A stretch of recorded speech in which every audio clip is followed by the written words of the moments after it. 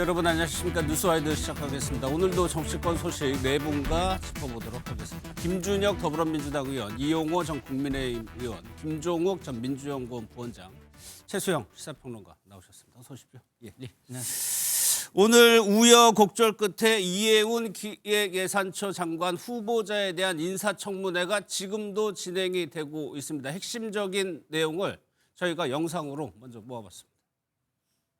청문회 어떻게 임하실까요? 성실히 그리고 국민들께 걱정하고 계시는 부분을 잘 소명하겠습니다. 지금 이해운 후보자 비망록입니다. 이거 진위 확인을 위해서 후보자에게 이거 비망록 함부로 좀 전달하려고 하는데 위원장님 허락해 주시겠습니까? 네.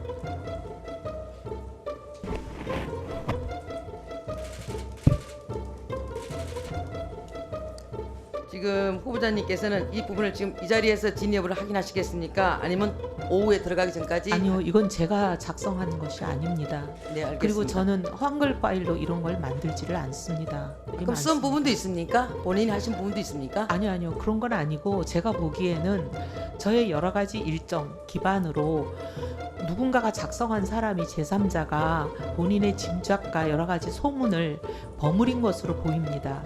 자, 장남의 대학 입학과 관련해서 이른바 아빠 찬스를 통해 사회기여자 전형으로 입학한 건 아니냐 하는 의혹이 제기되었고, 사회기여자 전형 중에 국위선양자라고 하는 게 있죠. 집안에 누가 이렇게 국위선양했습니까?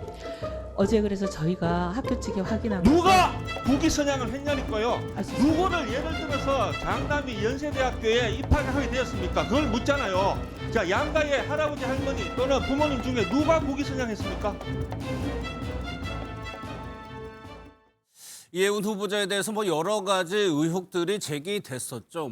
보좌진에 대한 폭언부터 해가지고 자녀 입시 의혹, 아파트 청약 의혹 여러 가지가 있습니다. 하나씩 지켜볼 텐데 먼저 기존의 여당의 태도를 보면 청문회가 열리면은 여당 청문위원들은 후보자를 좀 보호하고 발언기에 좀 많이 주려고 하고 배려하는 모습을 보였는데 오늘은 자료 제출 부분 관련해서는 아주 여당도 강하게 질타를 하더라고요. 분위기가 조금 다른 거죠, 과거하고는. 일단 기본적으로 처음에 이해운 후보자 지명이 됐었을 때 이재명 대통령의 어떤 통큰 정치 또 포용의 정치에 대한 옹호도 있었지만 예. 그러나 또 상당히 많은 국민들과 또 사회 대개혁을 요구하는 그런 시민들 입장에서는 정말 좋은 사람들도 많은데 또 재정 전문가들도 많이 있는데 왜 하필이면 이해운이냐 예. 이런 생각들이 많이 있지 않았겠습니까? 그런 과정에서 이해운 후보자에 대한 검증 과정에서 부동산 문제라든가 자녀의 대학 입시 문제 관련된 내용들이 좀 나오다 보니까 특히나 거기에 더해서 과거 노무현 대통령에 대한 비하 연극 이런 네. 것들이 굉장히 충격으로 민주 시민들에게 좀 다가왔고 그러다 보니까 이제 민주당 의원들도 과거에 이제 우리 편을 옹호해야 된다 이런 개념보다 좀 더 객관적으로 이 인사청문회를 좀 해야 되지 않느냐 그런 생각을 갖고 아마 오늘 좀 하고 있지 않나 생각을 예. 합니다. 그래서 청와대도 그렇고 청문회는 일단 보자는 기류가 강했습니다. 그래서 하나하나 지금 해명을 하고 있는데 일단 해명을 하나씩 보겠습니다.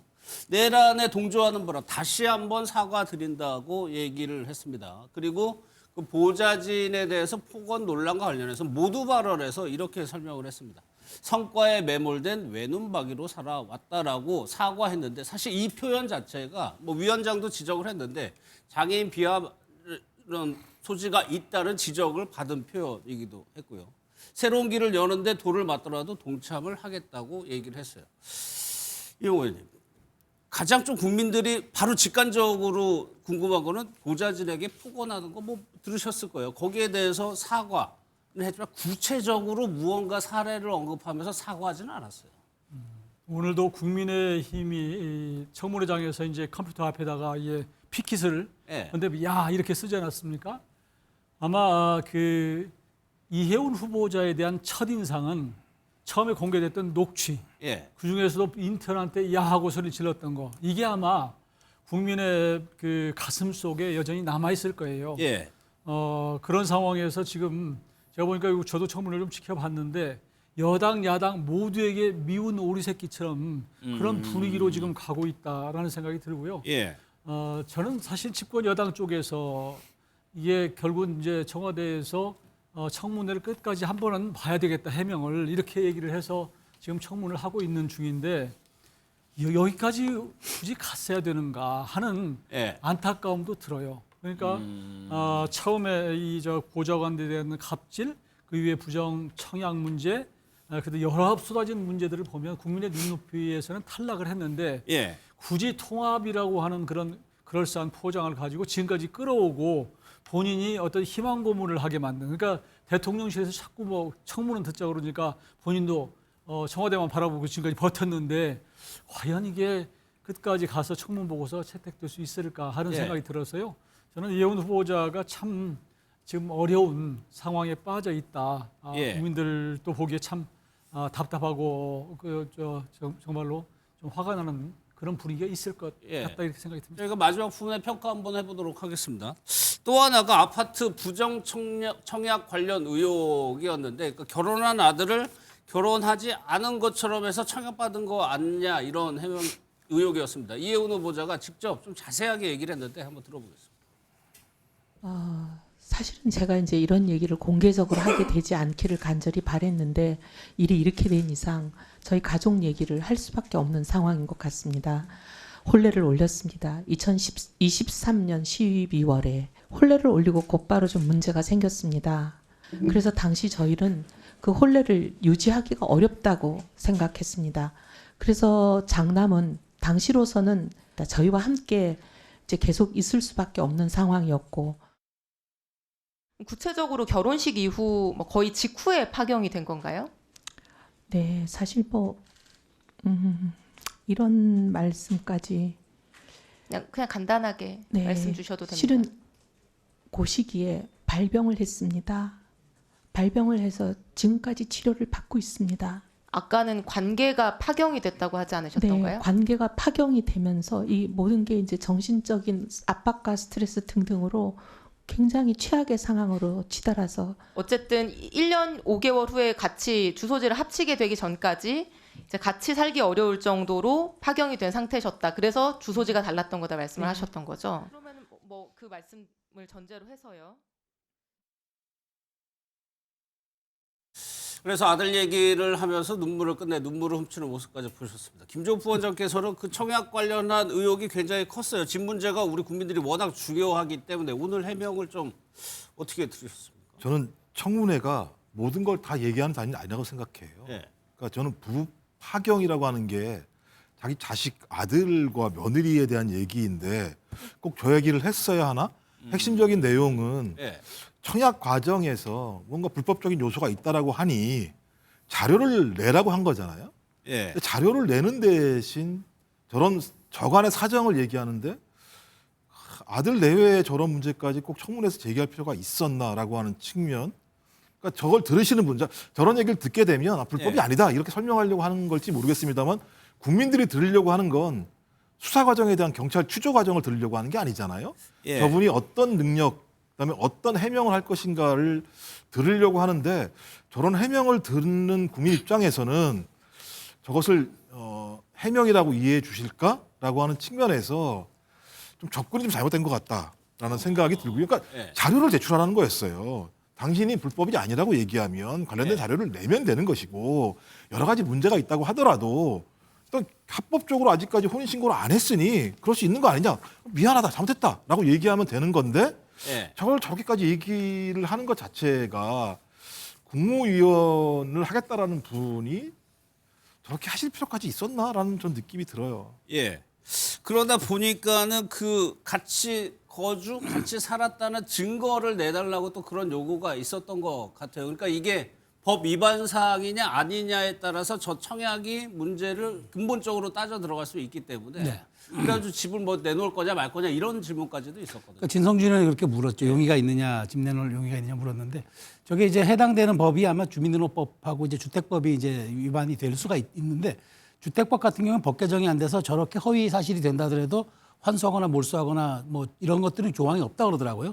국회에서 그게 법 개정이 안 됐기 때문에. 근데 명백한 건 주민등록법은 위반이죠. 근데 제가 보기에 이렇게 실정법을 위반한 것 말고도 사실은 오늘 이제 얘기했던 것이 이제 그 자료들 한번 내달라고 했는데 그게 이제 인터넷으로 청약했기 때문에 자료가 없다고 얘기하는데 그건 말이 안 되는 거잖아요. 제가 보기에 그 정일영 의원님 질의에 이제 그렇게 아마 답변했던 모양인데 예. 저는 기본적으로 지금 보니까 팩트와 사실관계를 저렇게 일종의 정서로 넘어가려는 그런 전략을 보인 것 같아요. 오늘 그래서 눈물까지 흘린 것 같은데 예. 이 부분은 그렇게 간단한 문제가 아닙니다. 아까 말씀하신 것처럼 국민의 영린을 건드리는 문제이기 때문에 더군다나 이 지금 아파트가 본인은 공시지가로 뭐 그때 분양가로 30억 얘기했지만 실거래가가 90억 되는 거예요. 그러면 3배 이상 집 뻥튀기 됐다는 건데 이거를 과연 국민들이 어떻게 받아들일 것인가. 근데 뭐 수사기관의 결과에 따르겠다. 뭐 그럼 자료 제출은 거부하고 그러니까 버티면 된다. 조금 시간을 벌면 버티기다? 버티겠다는 얘기인데 그러니까 집도 안 내놓고 내 공직도 수행하겠다는 얘기인데 이혜은 후보자가 그렇게 능력이 출중하고 대체 불가능한 장관 제목입니까? 근데 저런 분한테 이렇게 공과 사의 구분도 참 명쾌하지 않은 분한테 700조 원의 나라 곳간을 맡깁니까? 예. 그런 측면에서 오늘 이제 더 봐야 12시까지 봐야 되겠지만 이 집 문제뿐만 아니라 지금 나오는 해명 모두가 설득력이 매우 현저히 떨어지고 국민의 공감 능력이 부족해요. 그래서 저는 끝난다 하더라도 결국에는 이제 이 청문 채택 여부 써가지고 1라운드 예. 그다음에 대통령이 그래도 임명할 것인가가 2라운드 이 고비 끝에 저는 마지막에는 아마 청와대도 선택하기 쉽지 않을 걸로 봅니다. 김 의원께서도 여러 가지 의혹들 접해 보셨었을 텐데 오늘 청문회에서 반드시 해명을 해야 될 대목 의혹 같은 게 뭐가 있었다고 좀 보시고 그 해명은 어땠습니까? 저는 뭐 크게 2가지 정도는 명확하게 해명해야 된다라고 생각을 하는데 네. 그것이 바로 지금 이야기 나오고 있는 웬펜타스 반포에 있는 그 아파트 청약에 대한 문제. 이 문제는 좀 명확하게 해결을 해야 된다. 조금 전에 우리 최수영 선생님께서 말씀하셨지만 뭐 그 실거래가가 90억 가까이 되는 그런 굉장히 대단한 아파트로 평가되고 있고 일반 서민들 같은 경우는 감히 뭐 상상할 수 없는 그런 곳 아니겠습니까? 예. 근데 이것과 관련해서 이제 청약 과정부터 시작해서 매입 과정에 대해서 좀 투명하게 자료 제출을 하는 것들이 좀 필요하다고 보고 있고요. 두 번째로는 뭐 많은 분들이 또 이야기하고 있습니다만은 그 아들의 연세대학교 사회기여 입학 문제 이것과 관련해서도 약간 뭐 저도 전직 대학 교수 출신인데 예. 대학 입시 관련해서 굉장히 좀 냉정하게 좀 바라보고 있지 않습니까? 예. 그런데 뭐 제가 판단할 때도 이 부분이 물론 이제 이혜훈 그 장관 후보자의 시부께서 이제 훈장을 받기는 받았다고요. 하셨지만은 예. 그렇게 공직생활하면서 훈장 받은 분들이 굉장히 많이 계세요. 예, 뭐 그렇기 때문에 그런 분들까지 다 포함해서 사회 기여자로 해서 대학 입시에 좀 특혜를 받는다라고 하는 것이 사실 좀 납득이 안 가는 부분이 있거든요. 아, 저 해명이요? 예, 뭐 저 같은 경우도 제가 이제 여당 의원이기 때문에 대통령께서 지명하신 그런 그 장관 후보자에 대해서 적극적 옹호를 좀 사실은 할 필요가 있을지도 모르겠지만 뭐 저 역시도 마찬가지로 객관적 입장에서 어떤 청문회 후보자를 좀 바라보고 있고 이 두 부분에 대해서는 좀 명확하게 해명을 한다면은 예. 그렇다고 한다면은 저는 그 이혜훈 후보자가 뭐 나름의 어떤 자격 물론 그 사이에 있었던 노무현 대통령의 비하 문제부터 시작해서 또 보좌관들에 대한 갑질 문제 이런 것들도 뭐 여러 가지 문제가 있을 수 있겠으나 그러나 이 문제가 투명하게 해명이 된다면은 저는 좀 나름 인정하고 갈 수 있다. 그러나 이 문제가 투명하게 해명되지 못한다고 한다면 예. 저는 대통령께서 좀 더 강인한 결단을 뭐 좀 더 심한 편으로 가혹한 결단을 좀 하셔야 된다 생각을 합니다. 그러니까 현재 수준에서는 장남 그 입학 의혹과 관련해서 명확하지 않다는 거죠. 명쾌하지 뭐 않다는 제 개인적으로 볼 때 물론 이제 그 당시 연세대학에서 예. 저와 관련된 내용이 분명히 그 녹조 근정훈장이 이제 사회기여 입학 대상자로 명확하다라고 하고 있지만 그것과 관련해서 좀 명확한 자료를 거꾸로 그렇죠. 제출해야 된다. 네. 저는 그렇게 생각합니다. 그런데 이거를 해명하면서 김종국 부원장님, 그러니까 아들이 3명인가 봐요. 예, 예. 네. 차남이랑 헷갈렸어요. 애초에 해명이 틀렸어요. 네. 그러니까 차남이랑 좀 헷갈렸다고 얘기를 했는데 이런 부분이 좀 아쉬운 것 같아요. 좀 그러니까 예민한 문제이기 때문에 정확하게 알아보고 정확하게 해명을 했어야 되는데. 그러니까 다른 건 몰라도 입시 문제랑 주택 문제는 대한민국에서 계층 사다리로서 역할을 할 수 있다고 생각하는 게 많기 때문에 예. 공정성 문제와 관련해서 가장 중요한 잣대 중에 하나입니다. 또 특히 국무위원은 정부를 운영하는 가장 핵심적인 위치에 있는 분들인데 이런 분들이 국민들이 요구하고 있는 계층 사다리를 어떤 역이용해서 자신이 특혜를 이뤘다고 생각을 한다면 공직을 수행하기 어려운 측면이 있는 거죠. 그래서 우리 옛날도 아시겠습니다만 민신이라고 국민의 신뢰가 없는 사람이 국무위원을 하게 되면 국민들이 그 정부를 신뢰할 수 없는 측면들이 분명히 있고요. 근데 말씀하신 것처럼 맨 처음에는 뭐 다자녀를 얘기했다가 잘못했다라고 얘기하고 그다음에 사회 기여자였다라고 하는 것부터가 예. 청문위원들 입장에서는 이거 기본적으로 사실관계부터 제대로 밝히지 않았던 것 아니야? 예. 그리고 이걸 숨기고 싶었던 거 아니야? 그러니까 사회 기여자라고 하는 부분을 숨기고 싶었던 거 아니야? 라고 이해할 수 있는 거거든요. 그래서 아마 그 당시 입시 요강이 분명히 있을 겁니다. 뭐 제가 자료가 없어졌다라고 하는 건 말이 좀 안 될 것 같고요. 그러면 연세대에서 자료 가지고 제출하면 되거든요. 그러면 예. 그게 있어요. 있으면 국민 감정에서는 이거 뭐 문제가 있는데라고 생각할지 모르겠습니다만 요강이 있었으니 거기에 예. 따라 갔다고 하면 아무 문제가 없지만 그게 없다고 얘기하면 지금 2번을 거짓말하게 되는 거잖아요. 예. 그러면 제가 볼 때는 2번이나 거짓말하는 분을 대한민국에 있는 국민들이 국무위원으로 인정할 수 있겠습니까? 예. 그러니까 자녀 입시라는 게 어떻게 보면 그 가정 집안에서 굉장히 중요한 일인데 본인은 아마 기억을 하고 있었을 텐데 어쨌거나 이제 해명이 잘못됐다고 해가지고 다르게 오늘 해명을 했습니다. 그러면 이후의 과정인 건데 일단은 뭐 사실 여론은 그러니까 그동안에 나왔던 의혹을 오늘 청문회를 통해서 이해훈 후보자가 반전시킬 수 있느냐가 관건이었거든요. 좀 어렵다고 보시겠죠, 이 의혹. 저도 청문회를 지켜봤는데요. 해명 본인의 어떤 정서적인 해명, 본인의 여러 가지 상황을 설명하지만 팩트를 거부하기는 어렵거든요. 예. 그러니까 조금 전에도 이제 왜 장남이 이 세종에서 근무를 하는데 왜 서울에 주소를 두고 있느냐 이런 부분에 대해서도 명확하게 설명을 못하고 자료를 못 내고 있고요. 예. 또 이제 그 며느리와의 관계 왜 혼인을 했음에도 불구하고 왜 혼인 신고를 않고 결국은 부정청약하는데 장남을 활용했느냐는 것인데 그때 그 며느리가 될 사람하고 정말로 파경의 상태에 갔다고 하는 것은 이건 팩트하고는 그러니까 그 다자녀 특혜로 받는 그 청약하고는 무관한 거예요. 예. 그렇잖아요. 이거 불법. 그러니까 주민등록법상 불법인 것이지 사정이 있었다고 그게 봐지는 게 아닌데 이런 쪽으로 접근하는 것도 그렇고요. 예. 또 뿐만 아니라 이제 비망록 같은 경우도 뭐 이게 뭐 확인 안 됐습니다만 여러 가지 나오는 내용 보면은 거의 무속에 가깝고 뭐 기도응답을 받았느니 여러 가지 이런 얘기 정말로 나오는 거 보면은 본인이 한글 파일을 안 썼다는 것 가지고 자기가 안 썼다는 것인데 그러나 어떤 일정과 소문과 여러 가지 짐작 갖고 있었다는 거 보면 어느 정도 개연성이 있다는 것이거든요. 예. 그러니까 국민들은 저분이 쓰진 않았지만 제3자가 그것을 잘 모아서 어느 정도 근거를 가지고 한 거다 이렇게 보기 때문에 이런 예. 부분도 좀 해명이 좀 약했다 이런 생각이 드는데요. 본인은 뭐 오늘 해명을 하면서 이제 돌을 맞더라도 동참하겠다 이렇게까지 얘기했는데 이거 잘못하면 돌만 맞고 이게 동참하기는 좀 어려운 국면으로 가지 않을까 하는 그런 생각을 해봅니다. 예. 엊그젠가요 이재명 대통령이 지명철에 관련해서 아직 솔직하게 결정 못했다라고 얘기를 했었죠. 청문회를 보고 여론의 흐름 등을 종합해서 판단하겠다고 했는데 아직 뭐 진행 중이니까요. 그 끝난 이후에 여론의 동향이 어떨지 한번 보도록 하고요. 이제 각 당의 상황으로 넘어가도록 하겠습니다. 국민의힘 장동혁 대표의 단식이 끝나자마자 잠복해 있던 한동훈 전 대표 문제가 다시 수면 위로 올라오고 있습니다. 영상을 좀 먼저 보겠습니다. 단식 8일 만에 병원으로 술 모아 단식 중단. 구체적으로 한동훈 전 대표에 대한 얘기는 나오지 않았고요. 이제는 내부에서 싸우고 내부에서 총질하는 건 없어야 되지 않냐.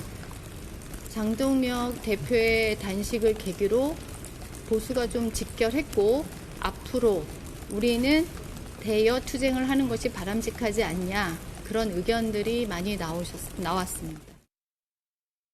어제 장동혁 대표가 단식 끝내고 병원으로 후송되고 최소표는 조금 어느 정도 기간을 가질 줄 알았는데 하루 지났거든요. 요거 한번 보세요.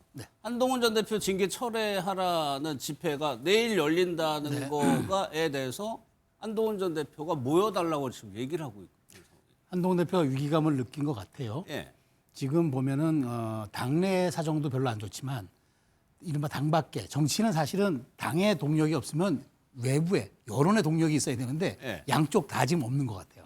그러다 보니까 한동훈 전 대표가 지금 굉장히 좀 말하자면 위기감을 좀 느끼는 것 같은데 저는 이제 한 전 대표가 마지막 공간이 이제 장동혁 대표의 단식이었잖아요. 근데 예. 거기는 박근혜 전 대통령서부터 뭐 오세훈 시장, 유승민 전 의원 사실은 뭐 황교안 전 총리까지 그러니까 이른바 보수의 스펙트럼으로 치면은 가장 극우에 있는 분과 가장 진보 영역에 있는 분을 가리지 않고 갔어요. 이 얘기는 뭐냐면 현직 당대표, 야당 당대표가 헌정사에서 제1야당 대표가 단식을 한 게 10차례밖에 안 됩니다.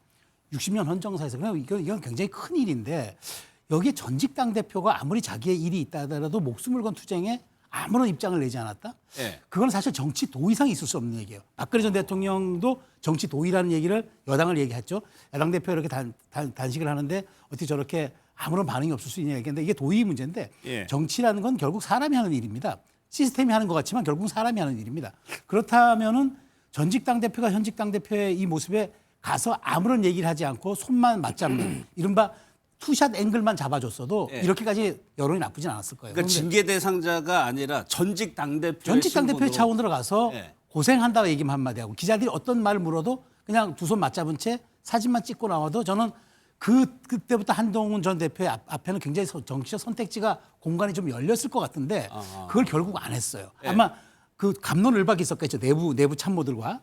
근데 결국은 안 했어요. 자, 그렇다면 이제 나오는 게 징계를 처리하라는 이제 물리적 이제 시위 같은 이런 건데 예. 제가 보기에 이게 과연 당의 내부의 의원들의 동의를 이끌어내고 밖에서 여론의 동조를 이끌어낼까?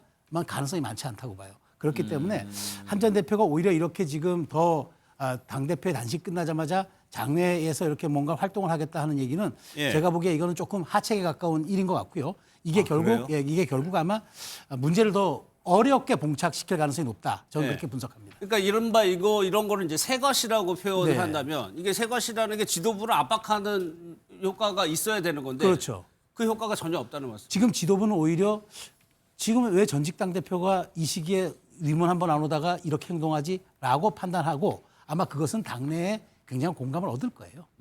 그러면 이용호 의원께서도 지금 거의 제명 분위기였어요. 단식 전까지만 하더라도 그거를 다소 시간을 늦췄죠. 장동혁 대표가.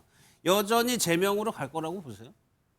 당내의 주류 분위기는 그런 것 같아요. 그러니까 처음에 이제 10일 동안 재심을 하도록 하겠다 이렇게 장동혁 대표가 단식 전에 예. 얘기하지 않았습니까? 그때 한동훈 대표가 그러면 재심을 하겠다라고 하거나 그런 화답을 해줬어야 되는데 재심을 안 하겠다고 하는 그 처음에 입장을 계속 고수를 하고 있는 상황이었고 예. 그 이후에 물론 사과 비슷한 얘기를 했죠. 근데 그게 사과가 충분하지 않고 오히려 이게 단계가 조작됐다, 정치 보복이다 이렇게 하는 바람에 사과의 이 부분이 많이 이제 이쪽에서 보기에는 순성이 훼손된 이런 상황이어서 지금 당 주류 쪽에 당 대표 쪽에서는 받아들이기가 어려운 상황인 것 같아요. 예. 그래서 그렇기 때문에 끝나고 나서 이제 지금 뭐 이제 장외에서 이제 무슨 팬덤 지표를 갖겠다고 하는 건데 이렇게 가면 새 대결로 가겠다는 것이거든요. 예. 근데 과연 이 팬덤을 데리고 과연 주류 국민의힘 전체를 이길 수 있느냐 이런 부분이 있고 그런 모습을 국민들이 또 어떻게 볼 건가? 그러면 이 국민의힘은 이거 백약이 무효인 상황이 지금 되고 있는데 지금 당 주류의 분위기를 보면 다소의 출혈이 있더라도 이것은 정리를 하고 하는 게 맞겠다 이런 분위기가 강해요. 예, 강하고 그 대신 그런 상황을 정리를 하고 그 다음에 오로지 except 한만을 죄고 나머지 다 합치겠다. 예. 이후에 이런 분위기로 가는 상황이어서 참 안타까운데 문제는 장 대표 측하고 한 대표 측이 제가 보기에는 그 두 사람의 문제도 있지만요. 그 주변에 있는 사람들이 더 문제예요. 제가 보기에는. 왜냐하면 SNS를 통해서 계속 상대를 공격하기 때문에 예. 이게 감정의 골이 너무 깊어지고 원래는 이제 당내에서 싸움이 붙으면 이게 싸움은 좀 말리고 흥정은 좀 붙이고 이래야 되는데 예. 싸움을 부추겨요.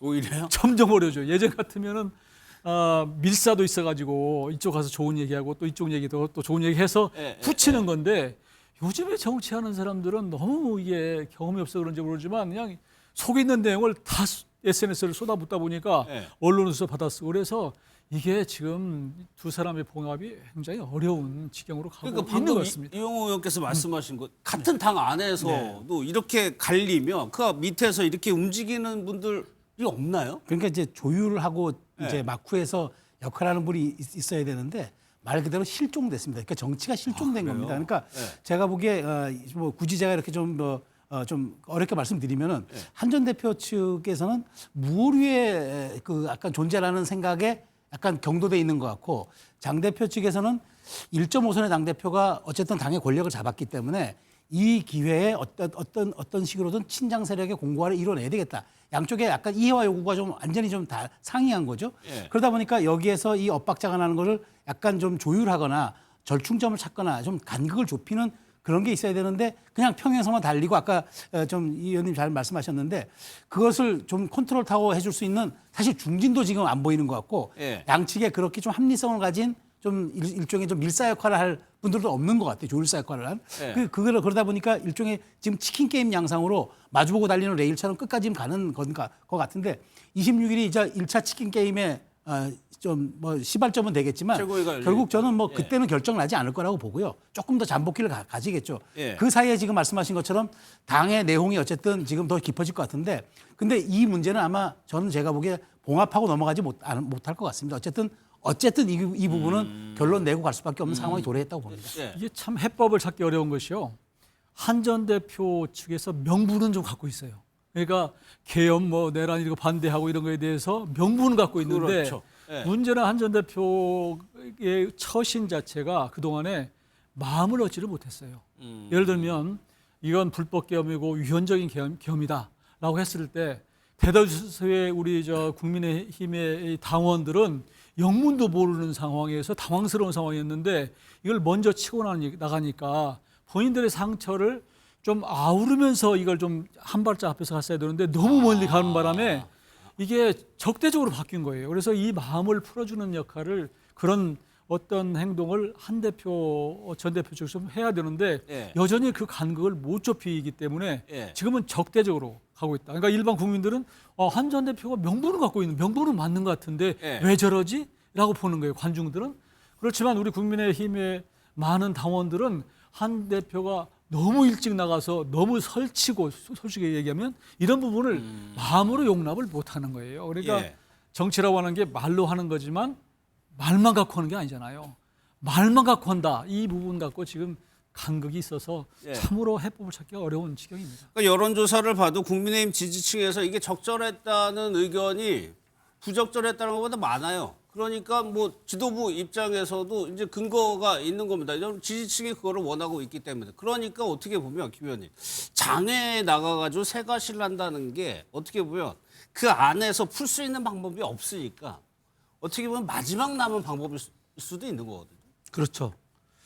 한동훈 전 대표 입장에서는 마지막 남은 자신의 어떤 정치적 위상을 위해서 자신의 어떤 지지 세력들을 통한 장외 투쟁으로 나갈 수밖에 없는데 저는 그게 도움이 안 된다고 생각합니다. 아, 역시. 예. 예. 왜 도움이 안 되냐면 지금은 자중해야 될 때고 거꾸로 더 삼가해야 될 때입니다.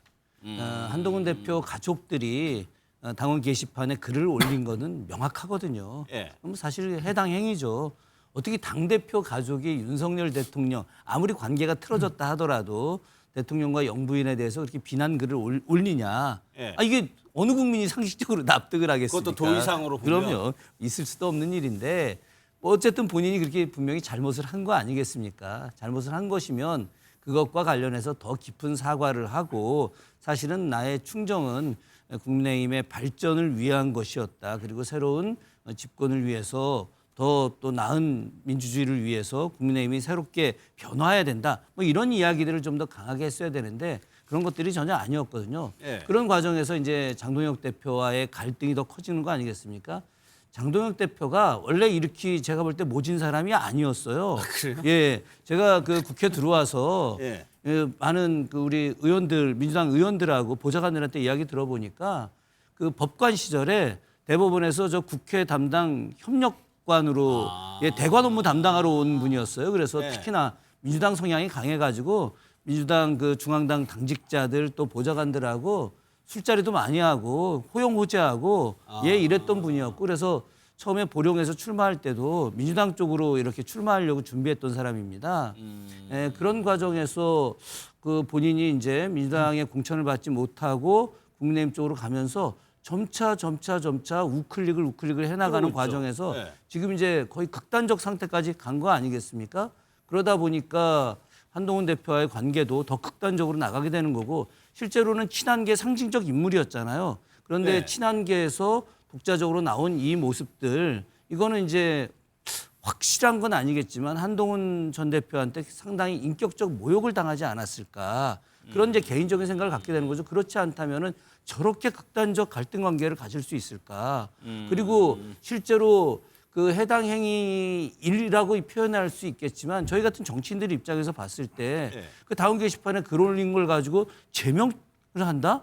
우리 너무 놀랐습니다. 진짜 너무 놀랐어요. 그래서 아무리 그렇지만 제명이냐. 제명 이거는 뭐 당원권 정지 뭐 한 달, 당원권 정지 뭐 길게 한 3개월 이 정도 수준이지 이걸 제명 처리한다. 그래서 이건 장도혁 대표가 이제 한동훈과의 관계를 완전히 끝내겠다라고 하는 어떤 뭐 결상전이기 때문에 저 장외 집회에 저런 게 전혀 소용이 없다고 저는 생각합니다. 예. 그런데 이런 상황에서 박정훈 의원 같은 게 이제 친한계 의원인데 보궐선거 공천도 적극 검토해야 한다. 그러니까 김종국 부장 어떻게 보면 뭐 친한계에서도 장도혁 대표에게 좀 퇴로를 열어주고 이런 요구를 해야 될 것 같은데 아니면 뭐 정치적인 액션을 한 다음에 이런 얘기를 한다거나 그런 거 없이 계속적으로 압박만 하는 형태다 보니까 지도부는 오히려 거기에 대해서 좀 반감을 더 가지는 상황이 되는 것 같기도 하고요. 근데 저는 기본적으로 한동훈 전 대표가 할 수 있는 게 뭐가 있었을까? 전 그런 고민을 하는 거예요. 왜냐하면 예. 그 장도혁 대표가 본인 후보로 나왔을 때 이 당원 게시판 조사하겠다고 얘기했습니다. 신년사에서 제가 누누이 말씀드린 겁니다만 한동훈 전 대표가 당 통합의 걸림돌이라고 얘기했어요. 그렇죠. 12일 날 국정운영 장애 요소가 한동훈 대표라고 얘기했어요. 그리고 연말에 장도혁 대표는 뭐라 하냐면 나의 계획이 있다고 얘기했어요. 저 이게 계획이라고 생각해요. 그러니까 장도혁 대표는 한동훈 전 대표를 거의 정적으로 제거할 생각을 가지고 있었다. 그 계획을 밀어붙인 거다. 그러면 가서 예를 들면 한동훈 전 대표가 병문안 간다고. 내가 고개 딱 숙인다고. 그걸 그냥 그대로 예를 들면 알았어? 너 고개 숙였네? 내 아래 있어? 라고 놔둘 거라고 저는 생각하지 이미 않았습니다. 결론이 나 있기 때문에. 그렇죠. 저는 이런 상황에 대한 서로 불신이 있기 때문에 예. 그런 문제를 해결할 수 없을 것이고 또 우리 옆에 의원님 말씀하셨던 것처럼 아니 단계 문제로 전 당대표를 제명을 해? 그다음에 김정혁 전 최고위원 그 말 가지고 2년 동안 당원권 정지를 시켜? 이것도 말이 안 되는 겁니다만 그렇다고 또 사과를 했는데 한동훈 전 대표는 사과 같지 않은 사과를 하면서 더 많은 분란을 일으켰는데 친한계의 박정훈 의원은 공천 주십시다. 이게 좀 예를 들면 이 당이 어떻게 돌아가는 거지 상식적으로? 예. 그러니까 쌍방이 이해가 안 되는 일을 하고 있는 상황이에요. 그걸 국민들 보고 이해하라고 얘기하는 것 자체가 좀 말이 안 되는 걸 생각이 들기 때문에 이건 예. 정확히 내부의 권력 다툼을 하고 있는 거다. 그래서 권력 다툼은 누가 이기겠습니까? 힘 가지고 있는 사람이 이기는 거죠. 힘 없는 사람은 그냥 제가 볼 때는 날아가는 갈 거죠. 수는 없죠. 방법이 없는 예. 거죠. 그거는 뭐. 이후로도 지도부에서 한동훈 전 대표 징계에 대해서 뭐 수위를 낮추겠다 이런 얘기들이 지금 들려오고 있지는 않는 상황입니다. 장도혁 대표가 어제 단식을 끝난 계기가 뭐 아시다시피 박근혜 전 대통령이 서울로 상경을 해서 이제 그만을 하게 됐죠. 어제 저희도 잠깐 뭐 말씀을 드리긴 했는데 박근혜 전 대통령이 왜 올라왔을까? 이런 해석도 나오고 있다고 하는데 직접 한번 윤희석 전 대변인 얘기 한번 들어보겠습니다. 대구시장 관련해서 예. 저희 당내 이제 대구가 의석이 12개 있는 지역이잖아요. 네. 거의 대부분의 의원이 함합평에 있단 말이에요. 본인 스스로 시구장, 선언한 대구시장. 분도 있고. 아, 예, 예. 만약에 유영하 의원도 생각이 많으신 걸로 들었는데 대구시장에? 예. 정원호 구청장이 서울에서 민주당 서울시장 후보로 갑자기 확 튀어나온 것처럼 예. 충분히 그런 효과가 일어날 수 있거든요. 그러니까 박근혜 전 대통령의 어제 상경 행보가 최소한 편은 뭐 그동안의 박 전 대통령 보면은 정말 직접적으로 하는 행동이 뭐 시장 가서 악수하고 요 정도였단 말이에요. 굉장히 직접적인 정치적인 의사 표현을 한 것이지 이게 왜 올라왔느냐 이런 해석에 대해서는 어떻게 해요? 저는 이래서 이제 그 불필요한 자극을 하는 거예요. 그러니까 네. 저도 제 개인적으로 윤희석 대변인하고 청와대 같이 근무를 했고 네. 박근혜 정부 때 같이 근무를 했는데 굳이 이런 얘기는 박 전 대통령의 성정에 맞지 않는 얘기인 것 같아요. 그러니까 이게 뭐냐면 지금 이제 얘기가 유영아 의원이 이제 그 나가야 되니까 이제 그런 매개로 해가지고 장 대표 단식의 출구 전략 차원에서 박 전 대통령이 와서 이렇게 위로하고 격려했다 이 얘기잖아요. 예. 근데 이거는 박 전 대통령의 성정을 알면 이렇게 안 될 겁니다. 그러니까 박 전 대통령이 아무리 유영아 의원을 아낀다고 하더라도 이 부분은 다른 거예요. 지금은 보수가 그 백척간두에 서 있는 상황에서 현직 당대표가 목숨을 건 투쟁을 하고 있는데 지금 전직 그 보수의 그러니까 보수의 대통령이라면 박근혜, 이명박 두 분밖에 안 계시잖아요. 예. 이명박 대통령은 얼마 전에 장동혁 대표가 예방을 했고 박근혜 전 대통령 입장에서 보면은 이 부분에서는 박 전 대통령이 과거 선거의 여왕이라는 소리도 들었지만 정치에서의 원칙과 강단이라는 측면은 본인이 약간 상징자본 같은 분이잖아요. 네. 그걸 보여주러 오신 것 같아요. 그러니까 제가 보기에 그 섭외하는 과정에서 유영아 의원이 역할을 했을 수 있겠으나 네. 그걸 가지고 매개로 대구시장 출마를 조건으로 당 지도부가 일단 딜을 했다는 저런 뉘앙스의 얘기들은 네. 제가 보기에 이거는 당의 화합에도 도움이 되지 않을 뿐더러 분석 자체도 제가 보기에 올바르지 않은 것 같아요. 그래서 저는 오히려 이런 부분들이 자꾸 당 지도부와 불필요한 갈등을 빚게 하고 박 전 대통령의 참전마저도 굉장히 정치공학적으로 이걸 해석하는 그런 지금 우를 범할 수 있기 때문에 그러니까 윤희석 전 대변인의 이런 해석은 윤 전 대변인이 일단 친한 계이기 때문에 네. 그러니까 그런 측면에서 좀 오해를 공격할 측면이 불러일으킨다는 거예요. 그러니까 굳이 저런 해석은 사실 우리가 평론의 영역이고 뭐 예상의 영역이 예측의 그렇죠. 영역이긴 하지만 저기 전직 당 대변인의 직함을 갖고 있고 친한계의 굉장히 핵심이라고 알려진 분이 저런 식의 해석을 꺼내놓음으로써 박 전 대통령의 위문 자체를 굉장히 정치공학적으로 묶어버리고 폄하해버리는 그런 지금 우를 범할 수 있기 때문에 굳이 하지 말아야 될 얘기다. 그러니까 확인된 것도 없잖아요. 추론을 얘기하는데 굳이 이 민감한 시기에 저 얘기를 했을까? 보수가 지금 굉장히 단일 대우를 결집하는 과정에서 굉장히 저런 일종의 딜을 통한 이게 위문이었다. 저는 굉장히 저거는 좀 그 과한 해석이라고 생각합니다. 그런데 박 전 대통령이 지금 보수 진영에 가지고 있는 영향력이나 그런 위치를 생각해 보면 영향력이 있죠. 있다고 판단을 된다면은 무언가 직접적인 개입은 아니더라도 무언가 영향력을 행사하진 않을까라는 추측은 할 수 있지 않을까요? 저는 좀 달리 보는 것이 박근혜 지금 전 대통령의 아버지가 박정희 전 대통령이잖아요. 그러니까 보수의 어떻게 보면 뿌리가 거기서부터 쭉 이어오고 한국 그 산업 발전이 상당히 토대가 그때 마련되는 것도 사실이에요. 물론 공가에 대한 평가는 엇갈리지만 그런 의미에서 요즘에 지금 보수 정당인 국민의힘이 처해 있는 입장이 정말로 위기란 말이에요. 여당에서는 내란 정당 해산 얘기도 공공연하게 나오고 있는 상황이기 때문에 그런 상황에서 이제 정치 경쟁이 일천하지만 장동혁 지금 대표가 정말로 진정성을 가지고 나름대로는 상특검을 어떻게 받아내기 위해서 정말로 이 단식을 FM대로 하고 있는데 지금 정부 여당에서 아무도 눈여겨보지 않고 이런 상황을 굉장히 딱하게 여긴 것 같고 그래서 이러다가는 정말 보수 이러다가 괴멸되겠구나 라는 그런 마음이 들었을 거라고 저는 생각해요. 제가 이제 그 박근혜 대통령 전 대통령 오시기 전전날에 현장에 가봤었는데 그때 유영아 의원도 같이 얘기를 좀 나누고 그랬는데요. 그때 그런 얘기 전혀 나오지 않았습니다. 사실은 전전날이요? 전전날 그러니까 오기 전전날 그래서 저는 이런 건 있을 수 있어요. 좀 특히 이제 박근혜 전 대통령이 여성이기도 하고 또 이제 본인도 그런 처지를 겪어보기도 했고 또 보수 정당의 위기 이런 상황을 또 감안해서 올라왔는데 거기에 한동훈 전 대표가 와 이게 서로 잘 우리 당이 하나로 돼 있었으면 아마 시너지가 훨씬 컸었을 거예요. 단식에 대한 이런 데도 아쉬움도 있었을 텐데 우연치 않게 한동훈 전 대표는 누구예요? 예전에 본인을 탄핵한 박영수, 윤석열, 한동훈 이런 사람이잖아요. 그러니까 그런 마음도 한쪽 있어서 여기를 좀 힘을 좀 실어주는 게 좋겠다라는 생각을 가지고 저는 왔으리라고 생각해요. 그러니까 박 전 대통령에게 한동훈 전 대표는 그렇게 기억에 남을 수 있다는 말씀이시죠. 또 하나가요. 이제 홍익표 정무수석이 이제 어제 송원석 원내대표 만났는데 사실은 이 단식장에 가려고 했었다. 그런데 이제 시간을 좀 국민의힘에서 밀어달라고 했다는 겁니다. 그 얘기 듣고 이 의미도 한번 짚어보도록 하겠습니다. 감사합니다. 잘 부탁드리겠습니다. 저 장동혁 대표께서 오늘 병원으로 이송됐는데 빨리 쾌유되셨으면 하고요. 병원 측과 상의하고 또 제가 송원석 대표님과 상의하면서 대통령께서도 빠른 시일 내에 병원에 한번 방문할 것을 저한테 말씀을 하셨습니다. 그래서 그 일정에 대해서는 국민의힘 지도부와 상의해서 빠른 시일 내에 병문안을 갈 예정입니다. 홍익표 정무수석이 왜 오냐 안 오냐 하는 문제가 있지 않습니까?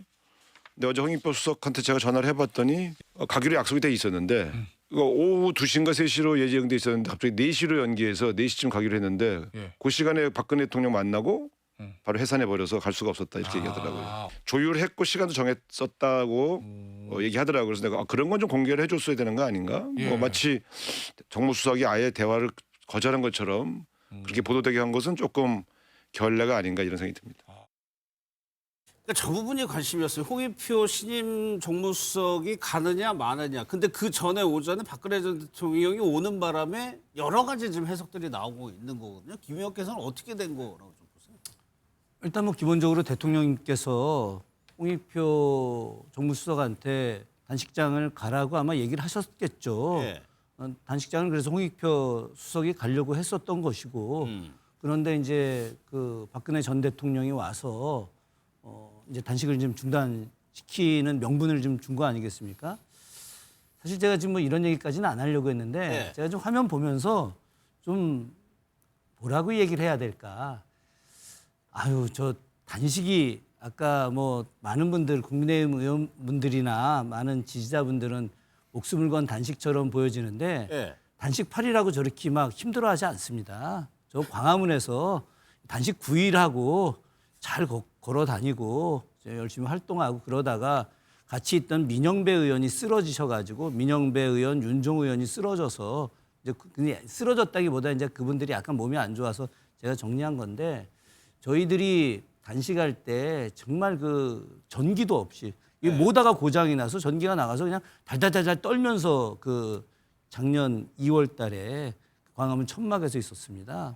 예, 근데 로텐더홀에서 저렇게 있는 거는 좀 제가 봐서는 너무 과도한 액션 같은데 그럼에도 불구하고 네. 저는 어쨌든 그 보수 세력의 결집과 나름의 어떤 본인이 당대표로서의 어떤 위치를 하기 위해서 저렇게 단식한 것에 대해서는 뭐 이렇게 평가를 합니다. 근데 저 단식을 멈추는 과정 네. 이게 이제 명분을 만들어야 되니까 그래서 박근혜 그 전 대통령까지 모시고 오게 한 거 아니겠어요? 제가 알고 있기로 그 장동혁 대표하고 유영아 의원하고 굉장히 좀 가까운 사이로 제가 알고 있습니다. 그렇기 때문에 아마 서로 간에 논의가 있었을 것 같고 네. 저도 저 유영아 의원님하고 고등학교 선후배 사이여갖고 우리 지금 굉장히 가까운 사이입니다. 그래서 네. 제가 이제 평상시에 영아형 이렇게 이야기도 많이 하는데 네. 유영아 선배가 그 좀 나름 그 장동혁 대표가 더 건강이 안 좋아지면 안 될 것 같기 때문에 여러 가지 차원에서 그 박근혜 대통령을 모시고 오는 중간다리 역할을 좀 한 거라고 좀 생각을 하고 있고요. 네. 뭐 저는 박근혜 대통령이 오면서 유영아 의원에게 대구시장 자리를 네. 뭐 이렇게 주는 것까지는 좀 과도한 과도하다? 해석일 것 같아요. 예, 그 나머지 대구 의원들이 그렇게 쉽게 그걸 그러면 다 넘겨주거나 그렇게 하지는 않을 것 같고 다만 제가 이제 뭐 말씀드리고 싶은 것은 장동혁 대표가 그 홍익표 정무수석을 만나지 않은 것 충분히 만날 수 있었음에도 만나지 않은 부분은 저는 오히려 굉장히 큰 오류가 될 수 있다. 오히려 만나서 이야기를 했으면 제가 만약 당대표였으면 단식하면서 특검과 관련된 내용을 또 특검법 관련된 내용을 좀 세게 이야기하고 그래서 홍익표 그 수석이 일정 정도 받아들이는 모습을 좀 가질 수도 있었을 텐데 그렇죠. 오히려 실기를 한 것이 아닌가 저는 그렇게 생각을 합니다. 그러니까 최선 평론가께 그거를 여쭤보려고 하는데, 그러니까 국민의힘 일부에서는 박근혜 전 대통령이 오는 것도 알았고 홍익표 수석과도 약속을 조율을 다 알았어요. 그런데 선택을 박근혜 전 대통령을 했다? 네. 이렇게 봐도 되는 겁니까? 그렇게 볼 수도 좀 있다고 봐요. 그러니까 지금 장 대표 입장에서는 홍익표 정무수석이 오는 게, 그러니까 장 대표도 물론 누워 있었지만 아마 다 뉴스를 보고 소식을 알았을 텐데 이재명 대통령이 여야 영수회담 거부했잖아요. 거부하고 국회 여야 대표끼리 먼저 얘기해라 이렇게 얘기했는데 그럼 청와대 정무수석이 찾아오는 게 무슨 의미가 있습니까? 그냥 말 그대로 인간적 도리에서 병문안 오는 거지, 그러니까 위문 오는 거지.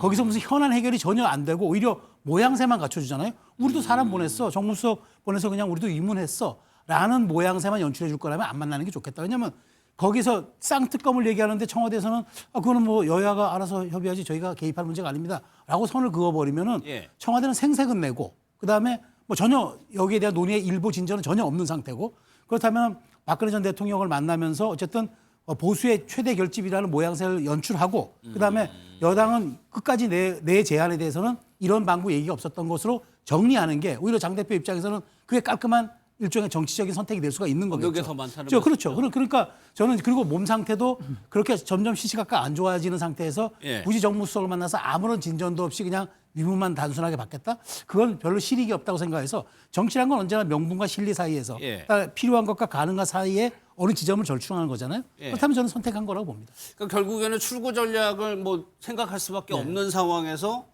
장동혁 대표는 일단 박근혜 전 대통령의 손을 잡는으로 해가지고 보수에 어떻게 보면은 뭐 굉장히 각인이 되는 거 효과는 정치적인 효과는 있는 것 같아요. 이게 근데 국민의힘에서 왜 이렇게 청와대 안 왔냐고 뭐라 그러시지 않으셨어요? 그랬죠. 이제 그랬는데 갑자기 가겠다 그랬더니 안 만나주시는 거잖아요. 그러니까 전 왜 그러냐면 명분은 사라지고 효과는 다 봤으니까라고 생각해요. 명분이 뭡니까? 쌍특검이잖아요. 쌍특검인데 통일교 특검의 신천지를 같이 담자라고 하는 민주당 요구가 있었는데 그걸 못 담겠다고 얘기했던 거 아니에요? 예. 근데 언론에서 계속 보도가 나오잖아요. 진술 나오죠. 증거 나오죠. 이걸 안 담고 특검을 하자고 얘기하면 단식을 한 이유가 신천지 때문에 단식을 한 거야? 라고 하는 국민적 의혹을 살 수밖에 없는 상황이 돼버렸죠. 거기다가 이 끝나고 난 다음에 그 원내대변인이 하는 얘기가 뭡니까? 보수 결집을 이뤘다 얘기하잖아요. 효과는 다 누리게 된 거죠. 그러니까 네. 명분은 사라지고 효과는 다 왔고 말씀하신 것처럼 박근혜 전 대통령까지 소위 국회까지 와서 단식을 그만두라라고 얘기한 측면들이 분명히 있는 것이니까. 그래서 이건 매우 좀 정교한 추구 전략이 아닌가 생각이 들기도 해요. 왜냐하면 22일 날 박근혜 전 대통령이 올라왔었고 오늘 23일 날 이해운 청문회를 합의를 했단 말이에요. 예. 저는 예를 들면 이런 합의라고 하는 것 자체가 저도 어제 단식을 끝낼 생각을 하지 않는다면 이렇게 갔을까라는 생각도 분명히 있기 때문에 저는 뭐 달리 해석할 방법이 별로 없는 게 예. 명분은 사라졌다. 그러니까 더 끌고 갈 명분이 없다.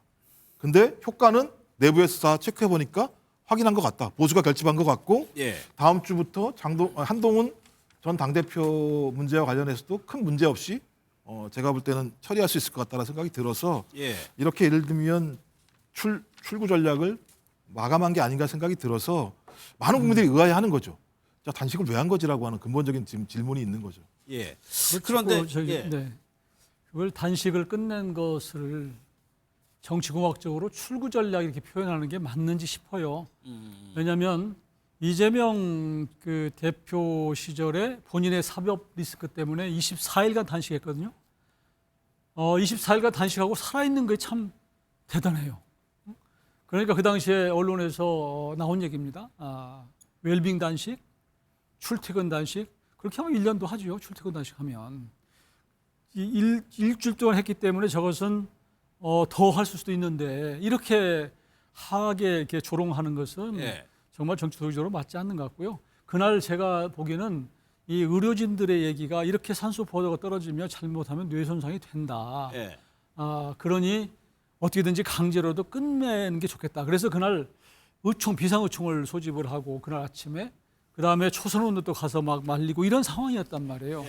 근데 하여튼 그때 이제 박근혜 대통령이 오고 이런 거였는데 저는 뭐 그걸 정치적으로 자꾸 뭐 이렇게 끝내기 위한 모양새 갖추기 이렇게 해서 엑시트 전략이라고 하는 것이 맞나 이런 생각이 들고 이 홍익표 정무수석이 국회까지 와서 그 현장에 안 간 것은 이건 정치적으로 그냥 그것은 꼭 뭐 상의해갖고 더 갈 거라고 생각하고 아마 충분히 시간을 가지고 할지는 모르겠어요. 예. 홍익표 정무수석이 그렇지만 제일 먼저 현장에 가는 것이 사실은 도의적으로는 맞는 거 아니었는가 하는 아쉬움이 들고요. 예. 좀 그런 것들을 너무 자꾸 이렇게 단식을 이렇게 너무 편회하는 것은 예. 저는 조금 좋지 않다고 생각합니다. 그러면 국민의힘에게는 무엇이 남았냐? 지지율을 저희가 어제도 보여드리고 오늘도 보여드릴 텐데 당내에서는 이런 효과들이 있고 이런 의미가 있다라고 강조를 하고 있지만 갤럽 지지율 보겠습니다.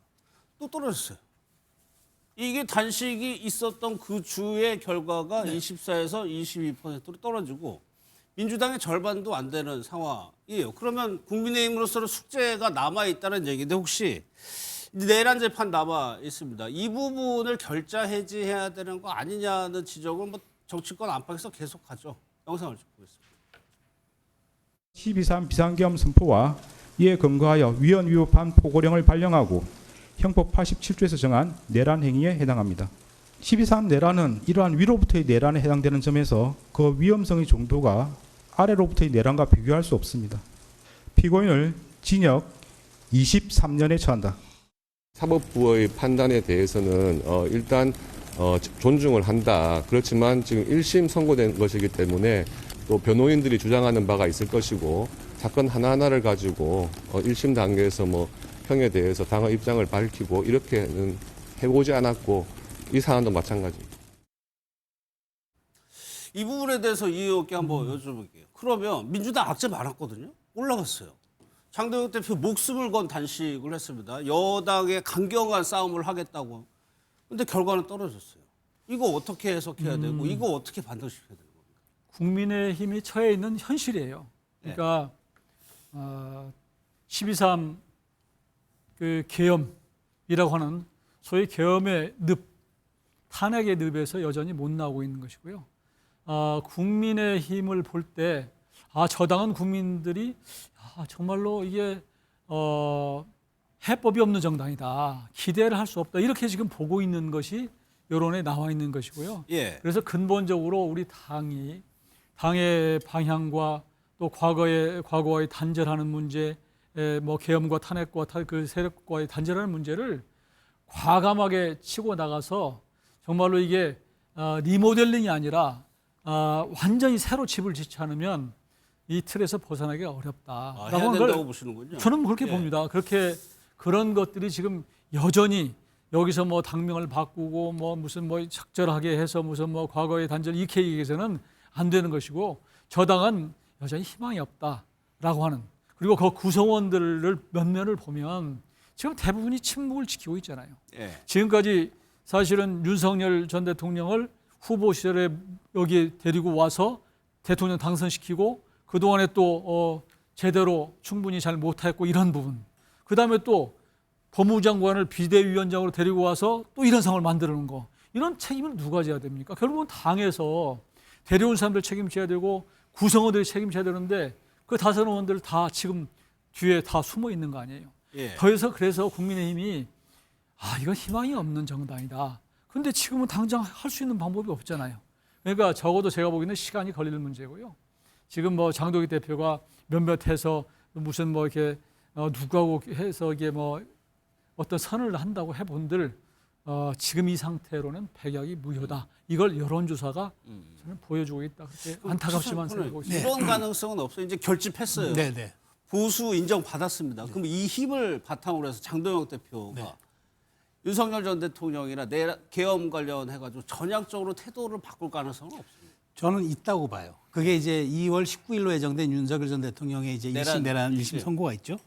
저는 이제 그게 아마 기점이 되지 않을까 싶은데 이제 왜냐하면 보수 결집 발망을 했고 아마 2월 19일이면은 한동훈 전 대표에 대한 문제도 어느 정도 저는 정리가 됐을 거라고 봅니다. 그러면은 이미 그때 이제 장동훈 대표가 얘기한 당내 걸림돌 문제는 그게 당에서 또 뭐 시끌벅적하고 뭐 찬반 논란이 있겠지만 그건 결과적으로 어느 정도 이제 페이드아웃 국면으로 이제 들어갔다고 보면은 장동혁 대표가 한동훈 전 대표만 뺀 이른바 보수 연대, 중도 연대까지도 저는 과감하게 스윙할 수도 있다고 봐요. 한동훈 전 대표만 빼고. 그렇죠. 그 다음에 이제 2월 19일 날 윤 전 대통령 선거가 나오면 그거는 이 그러니까 한덕수 전 총리 선거와는 또 다른 문제잖아요. 내란 우두머리에 대한 것이고 그다음에 이미 이진관 부장판사는 예고는 했지만 본편에 어쨌든 선고문이 나오기 때문에 거기에 대해서 1심 선고이긴 하지만 어떤 형태로든 저는 수사적인 형태로라도 충분히 사법부의 판단을 존중하고 우리는 이 당은 이제 역사를 뒤로 하고 우리는 미래를 보고 나아가겠다라는 정도의 레토릭과 함께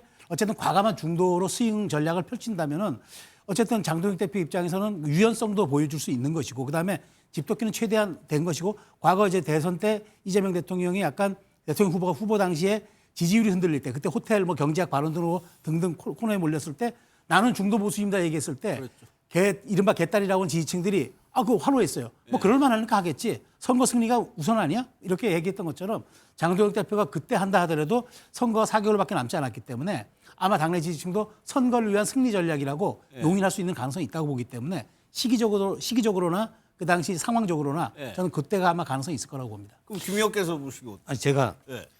그 우리 최수영 선배님 굉장히 중요한 말씀하셨는데 그 중도 보수를 끌어안는 이런 그 모양으로 좀 나가야 된다.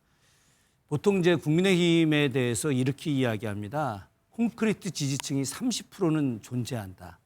그러니까 뭐 이런 표현이 좀 적절할지 모르겠지만 나라를 팔아먹는다 하더라도 30%는 국민의힘을 지지한다. 이런 얘기 많이 세간에 돌지 않습니까? 그런데 왜 22%로 떨어졌느냐?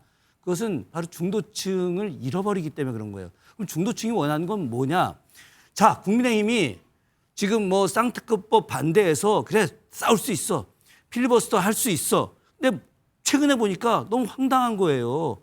본인들이 올린 법안, 여야 합의가 다 돼서 본회의에 본인들이 올린 법안, 국민의힘이 올린 법안도 필리버스터를 한단 말이야. 이걸 어떻게 국민들이 받아들이겠냐고요. 예. 여야 합의해서 민생 법안을 처리하자고 지금 민생이 어렵다 양당이 말로 계속 이야기하면서 민생 법안 합의한 게 150건이 넘는데 이 과정 때문에 본회의 열지를 않아요. 그리고 이 합의한 민생 법안도 지금 통과시키지를 않고 있단 말입니다. 근데 이 내용을 그럼 우리 국민들이 모르냐? 다 안단 말이에요. 그렇기 때문에 국민들이 야 이거 국민의힘이 지금 자신들의 기득권 유지 아니 일부 소수 세력들 이 세력들이 자신들을 위해서 국민들의 민생을 볼모로 잡고 있구나 이렇게 생각하고 있기 때문에 지지율이 떨어지는 겁니다. 그래서 지지율을 높이는 방법은 바로 여야 민생 법안 그래 싸울 수 있어요. 그리고 필리버스터 할 수 있어. 그렇지만 민생 법안만큼은 통과시켜주고 진행을 해야만이 국민의힘이 지지율이 올라갈 수 있다고 말씀드리고 싶습니다. 이제 민주당 상황을 살펴보겠습니다. 이제 조국 혁신당과 합당 선언을 하고 내부 반발이요. 계속 이어지고 있습니다. 영상을 좀 보도록 하겠습니다.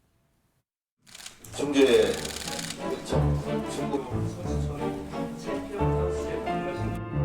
여러 가지 불가피성과 또 물리적 한계 등으로 사전에 충분히 공유해드리지 못한 부분에 대해서는 송구스럽습니다. 말로는 당원 주권을 이야기하지만 당대표 마음대로 당의 운명을 결정해놓고 당원들에겐 OX만 선택하라는 것이 정청래식 당원 주권 정당의 모습입니까? 며칠 전 우리는 대통령 앞에서 원팀을 강조했습니다. 지금도 당연히 원팀이어야 한다고 저희들은 생각합니다. 그러나 이 방식으로는 절대로 원팀이 될 수 없습니다. 진짜 통합을 말하려면 그 방식부터 진짜 민주적이어야 합니다. 제대로 된 통합을 위해서라도 정청래식 독단은 이제 끝나야 합니다.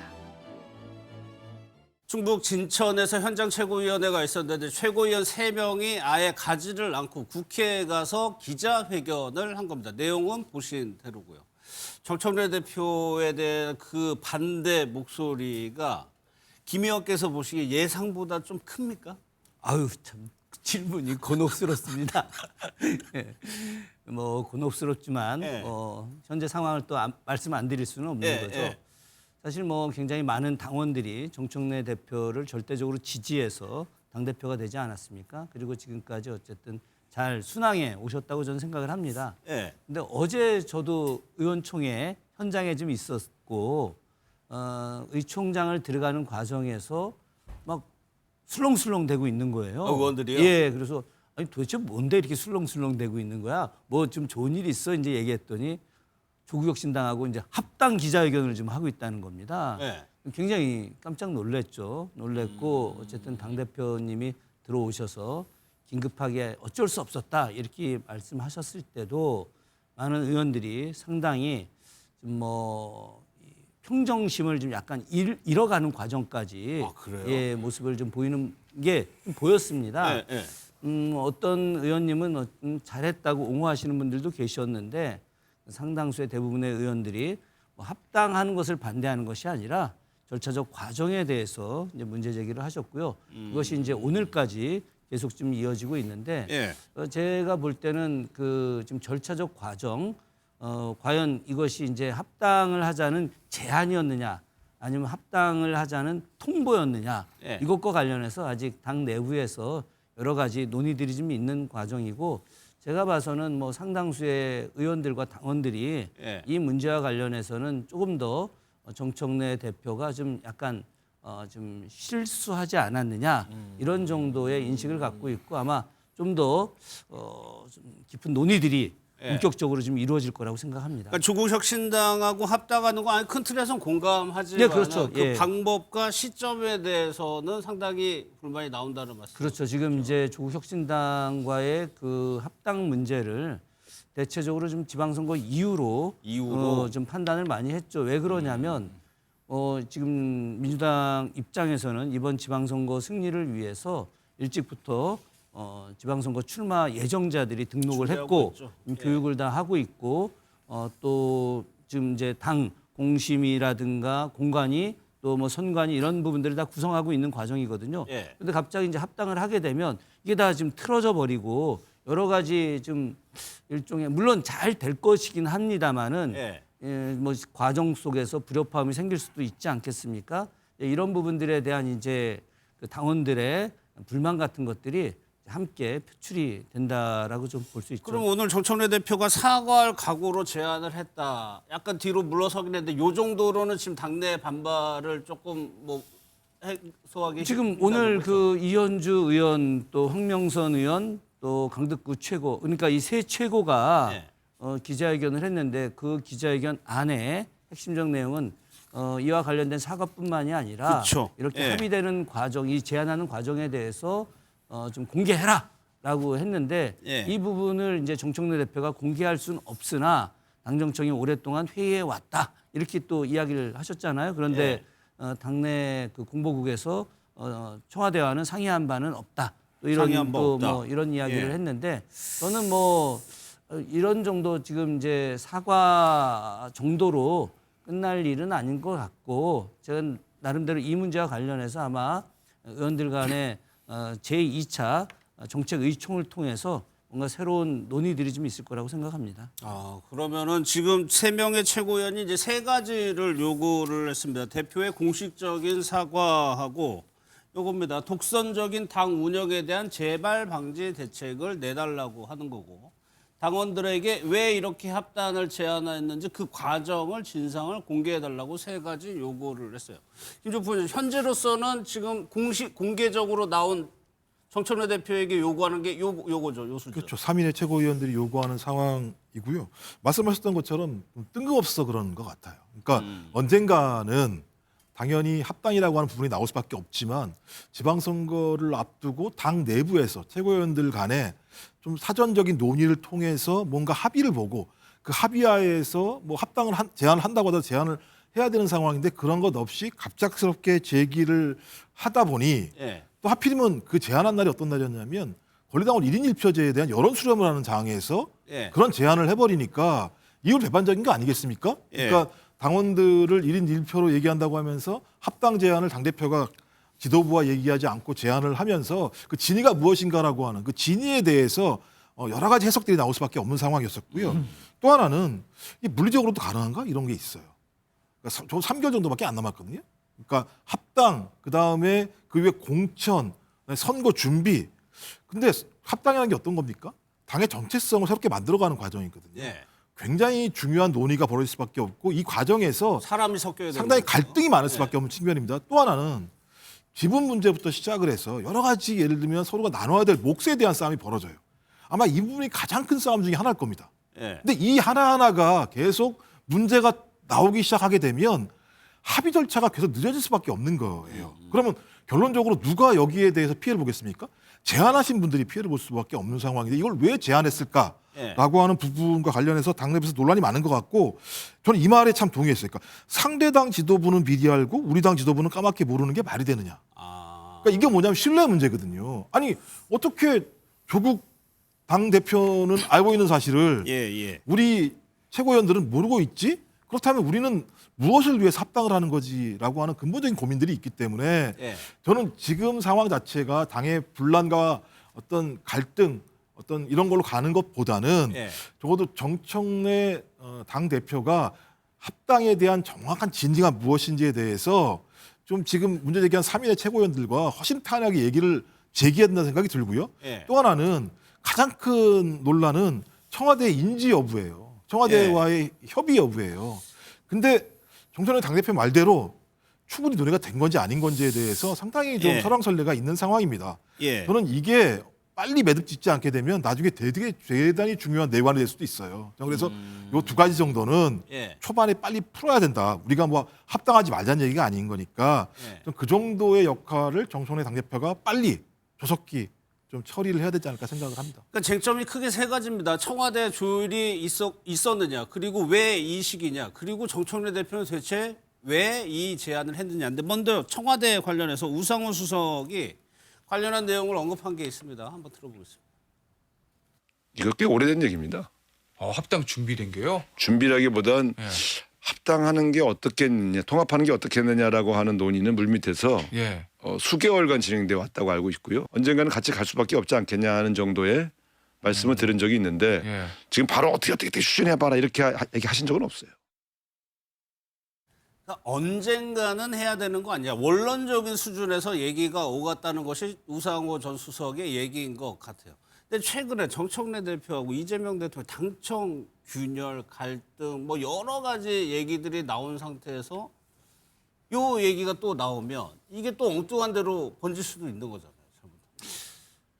좀 미묘하죠. 네. 예, 그 뭐 코스피 5천 되던 날 또 이 발표 때문에 좀 묻히기도 그쵸, 어제 하고 5천이었죠. 여러 가지 대통령의 그런 중요한 성과가 있었을 때 정청래 대표의 어떤 또 다른 그 뭐 발표로 인해서 묻히는 뭐 이런 부분들이 있었는데 제가 좀 한 가지 좀 말씀드릴 게 있습니다.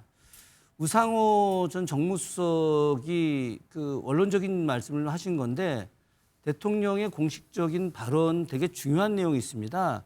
이게 어떤 거냐면 지난 대통령 선거 기간 중에 대전에서 하셨던 말씀입니다. 네. 당시 대전에서 많은 사람들이 조국혁신당하고 좀 통합을 해야 되는 거 아니냐라고 하셨었을 때 그때 대통령께서 우리 당이 너무 거대해지는 것도 바람직하지 않다.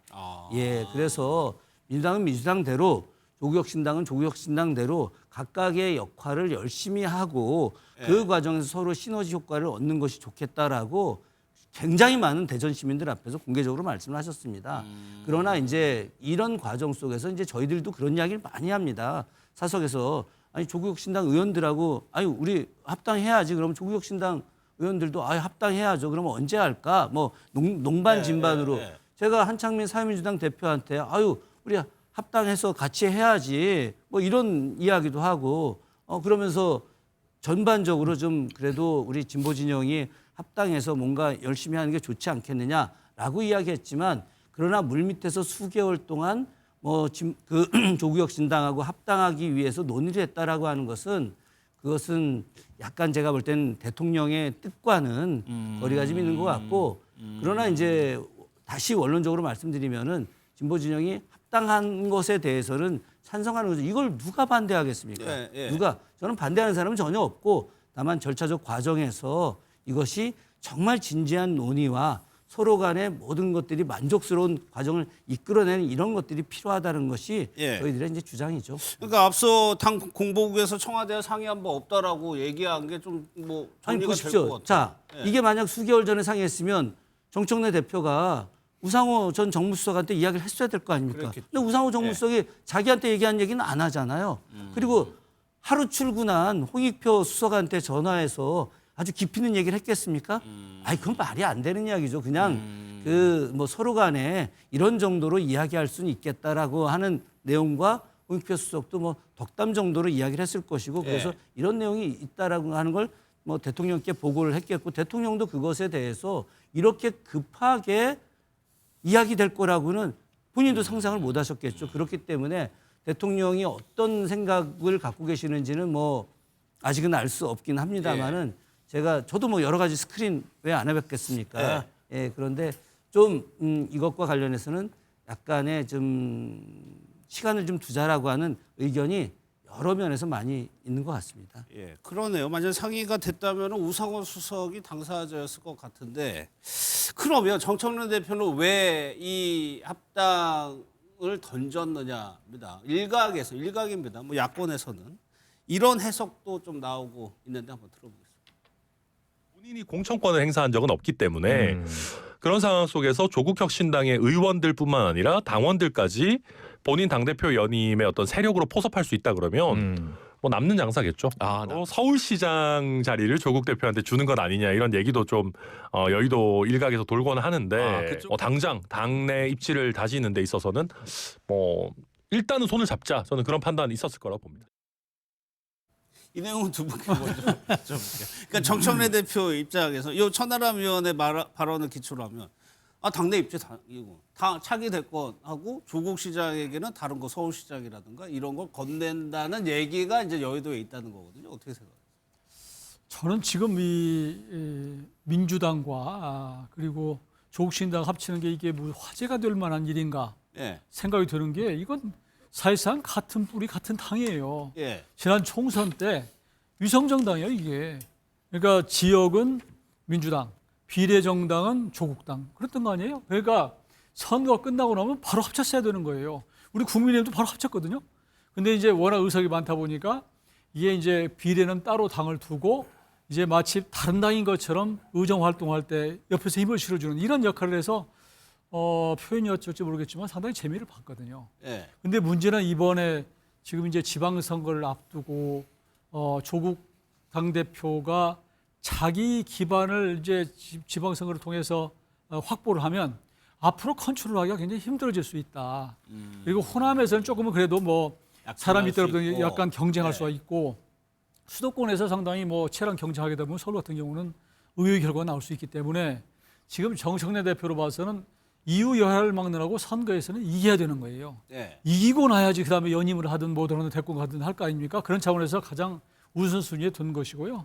저는 그런 차원에서 뭐 누가 어떻고 뭐 이런 것은 지금 당내에서 절차적으로 문제 제기하는 것은 본인이 충분히 몰랐던 거에 대한 화풀이 정도지 이건 결국에는 갈 수밖에 없는 것이다 이렇게 보고요.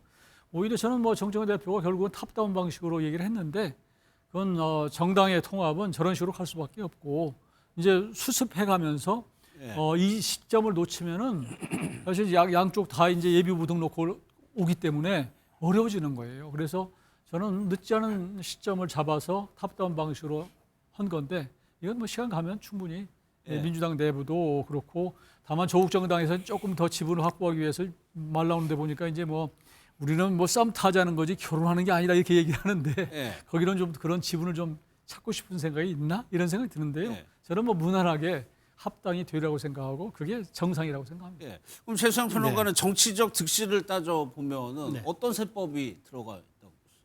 뭐 셈법이었겠습니까? 저는 이른바 진보 진영의 3대 고도 이 대통령, 그다음에 정청래 대표, 조국 대표 이 세 분이 다 남는 장사 일부분 남는 장사를 했다고 저는 봐요. 그러니까 이제 이 대통령 입장에서는 어차피 해야 할 걸 지금 타이밍인데 다만 왜 어제였느냐는 아마 좀 서운할 거예요. 좀 며칠 있다 해도 다음 주 월요일 해도 아무런 상관이 없는데 굳이 코스피 5천 찍은 날 기자회견은 다음 날 해가지고 왜 내 이렇게 지적과 이슈를 좀 묻히게 하는지 아마 그건 좀 서운할 것 같은데 다음 주에도 될 것 같은데 어쨌든 정 대표가 속도 조절을 못한 거는 같고 이 대통령 입장에서는 뭐가 있냐면 지금 아까 뭐 김 의원님께서는 너무 의석수가 많은 게 뭐 바람직하지 않다고 하지만 결국 뭐 이중대라기보다는 한 몸으로 가는 게 전략적으로 지상 앞두고 나쁘지 않다고 판단했을 것 같고요.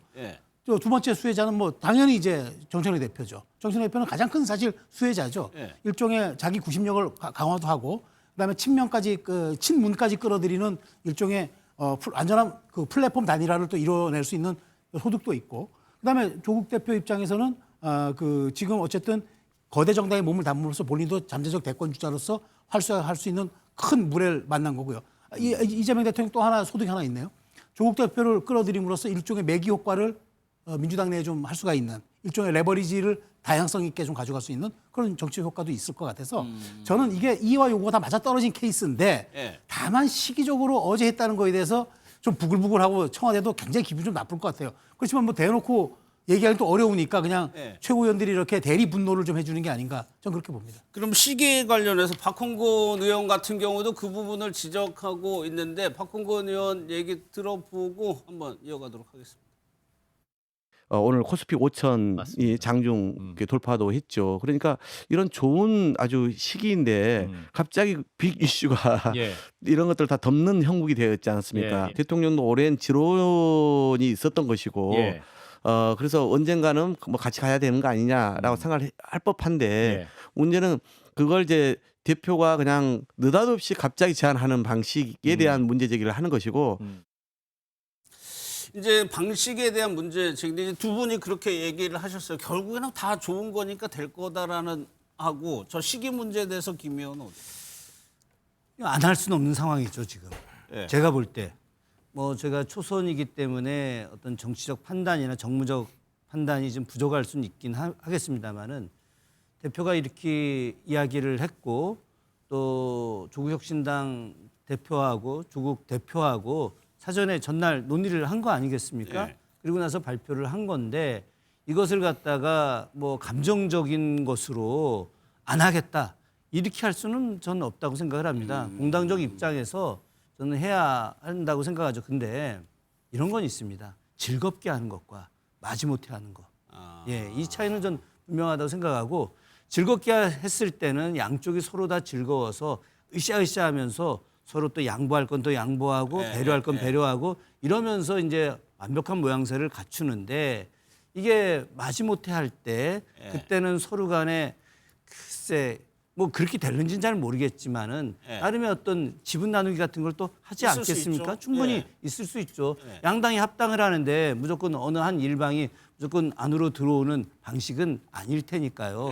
그럴 때 그 과정에서 야 그러면은 뭐 누구는 어디로 보내고 누구는 어디로 보내고 이런 내용들이 생길 때 그때 이제 뭐 상당히 짜증이 날 거고 실제로 예전에 이제 그 안철수 의원과 민주당이 이제 통합해서 당 대표를 동시에 하고 그때 지방선거를 했었습니다. 지방선거를 할 때 그때가 제 기억으로는 2018년 아마 지방선거였던 것 같은데 그때 당시에 그 이 도당 사무처장도 이 2명씩 그러다 보니까 언밸런스가 굉장히 많았고 그 당시에 그 뭐 도의원 공천부터 지방의원 공천 이런 과정들이 굉장히 좀 어려웠어요. 그렇기 때문에 그때 좋은 성과를 많이 못 냈거든요. 그렇기 때문에 지금 이런 것들을 우리가 좀 정확하게 과거 역사를 좀 이해하면서 좀 즐겁게 할 수 있는 걸 해야 되기 때문에 이런 즐겁게 할 수 있는 일을 하기 위해서는 어떻게 해야 되느냐. 전 당대표가 좀 더 진정성 있게 당원들에게 이야기하고 그것을 또 당원들이 또 받아들이는 그런 이 과정들 사랑의 과정들이 전 좀 필요하다. 그렇게 생각합니다. 예. 그러면 그렇게 그게 잡음이 많을수록 시너지라고 할까요? 이런 게 줄어들기 마련이잖아요. 그러니까 제가 만약에 정청래 당대표를 이제 선의로 이해를 하면 지방선거를 압승하는 것이 필요하다. 근데 지금이 아니면 합당이 어려울 수 있다. 따라서 내가 정치적 결단을 통해서 이 전국을 돌파해야겠다라고 저는 판단할 수 있다는 생각은 들어요. 근데 말씀하셨던 것처럼 왜 하필이면 신년 기자회견을 한 그 다음 날 코스피 5천을 달성했던 그날 왜 이런 얘기를 했을까? 그리고 정청래 당대표가 정치를 굉장히 오래 하신 분이기 때문에 합당 과정에서 어떤 일이 벌어질지 충분히 아시는 상황이거든요. 그렇겠죠. 이미 민주당에서 공천받으려고 제가 볼 때 수천 명이 지금 노력을 하고 있는 상황일 거예요. 아마 이 얘기 듣고 멘붕이 왔을 겁니다. 왜냐하면 지역마다 다양한 조건들과 상황이 있기 때문에 이 사람들은 이 합당이라고 하는 자체는 전체적인 프레임 자체가 예를 들면 바뀌는 상황이거든요. 그러면 조금 사전에 정기 작업을 통해서 어떤 아까 말씀 사랑 뭐 이런 달래는 작업을 하면서 자 대의명분이라는 게 존재하지 않느냐라고 하는 설득 과정이 전제됐다고 한다면 저는 이렇게까지 예를 들면 논란이 되지는 않았을 거라는 생각이 분명히 들어요. 전 그래서 왜 이렇게 했을까? 근데 저는 어찌 보면 이 과정 자체가 정청래 당대표에게는 사실상 재신임과 같은 어떤 과정이 될 수도 있다는 생각이 들거든요. 매우 정치적 승부수를 던진 거다. 이게 만약에 안 됐을 때에는 여기에 대한 책임을 누군가 져야 되는 거 아니겠어요? 전 그래서 이거 정청래 당대표가 본인의 재신임과 유사한 방식의 어떤 것을 묻는 정치적 돌파구로서 자기가 이걸 던졌구나. 그런 승부수인데요. 전 그럼 제가 볼 때는 그 부분 관련해서 본인이 돌파해내야 되는 거죠. 알겠습니다. 다른 소식은 강선우 의원 이제 조사 받았죠. 이제 진술 내용이 이제 여러 가지 내용이 나오고 있는데 이 부분을 좀 여쭤보겠습니다. 이제 쇼핑백에 돈을 이제 넣어가지고 보좌관이 집에 갖다 놨다고 강선우 의원은 주장을 하는데 강 의원은 이게 그 쇼핑백 안에 돈이 있었는지를 몰랐다라고 주장을 합니다. 이게 참 상식적으로 그러니까 쇼핑백이 집 안에 들어왔어요. 그런데 그 안에 돈이 있는지를 몰랐고 한참 뒤에 알았다. 이렇게까지 주장하는 이유가 뭘까요? 일단 제가 이런 경험이 전혀 없기 때문에 뭐라고 말씀을 드릴 수가 상상해야 없어요. 되죠. 예. 네. 예. 저는 글쎄 어떻게 뭐 말씀드리긴 굉장히 송구한데 네. 1차적으로 굉장히 잘못이다. 먼저 강선우 의원과 김경시 의원 간의 그런 그 공천과 관련된 금품 거래 예. 이런 것이 지금 이제 거의 사실로 확인되고 있는 거 아니겠습니까? 이런 것 자체가 굉장히 있을 수 없는 일이고 민주당의 정치인의 한 사람으로서 우리 국민들에게 굉장히 송구하다는 말씀 사과 다시 한번 드리고요. 저는 이 부분과 관련해서 저희도 내부에서 보좌관들하고 이야기를 많이 합니다. 네. 보좌관들하고 이야기할 때 과연 이것이 납득하기가 좀 쉽냐, 과연 이것이 이렇게 될 수 있느냐, 뭐 이런 이야기들 하는데 다들 좀 고개를 갸우뚱하는 정도로 이야기하고 있기 때문에 저는 이 정도 선에서 말씀을 좀 드리는 걸로 하겠습니다. 예. 그거를 3개월 뒤에 알았다. 저는 네. 이 얘기 듣고 어떤 게 생각나냐면 네. 예전에 한덕수 총리하고 최상목 부총리가 개업 문건 들고 와서 전혀 못 보고 와보니까 있었다. 이런 해명처럼 들리더라고요. 아니 1억 원 든 쇼핑백이 뭐 꼬다는 보리자루입니까? 집안에 뭐 어디 천덕꾸러기처럼 방치되는 그런 뭐 어디 뭐 곡식자루인가요? 저 해명은 말이 안 되는 거죠. 그러니까 사실 지금 어찌 보면 김경시 의원은 지금 돈을 주는 걸 구체적으로 얘기하고 있고 강선우 의원과 남보좌관이 지금 보좌관이 서로 배치되는 얘기를 하고 있을 뿐이에요. 근데 어쨌든 이게 본인은 모르고 보관하다 돌려줬기 때문에 나는 귀책 사유가 없다는 식으로 이제 얘기를 하는 것 같은데 제가 보기에 그건 뭐 수사기관에서 입증하면 될 문제고요. 이건 뭐 그러니까 지금 해명의 방법이 드러난 팩트는 있어요. 거기에서 내가 지금 피해가기 위해서 해명을 만들고 있는 거예요. 책임만 빠져나가려고 이제 남보좌관한테 얘기를 하는 거죠. 근데 그 해당 보좌관이 어쨌든 그 지난해 여가부 장관 지명됐을 때 이른바 변기 수리했다는 그 지역 사무국장 보좌관이 그 남보보좌관이라는 거 아닙니까?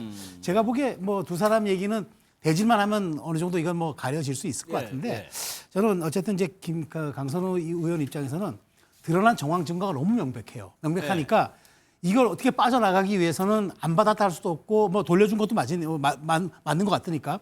근데 어쨌든 본인이 집안에 보관하고 있었다는 거는 이게 본인이 몰랐다는 걸로 빠져나가는데 1억이라는 돈이 집에서 3개월 동안 방치됐다는 게 그 대한민국 국민이 들으면 이거 누가 어떻게 생각할까요? 5만 원짜리라고 하면 수부다발이 이게 쇼핑백에 밀봉돼 있었다?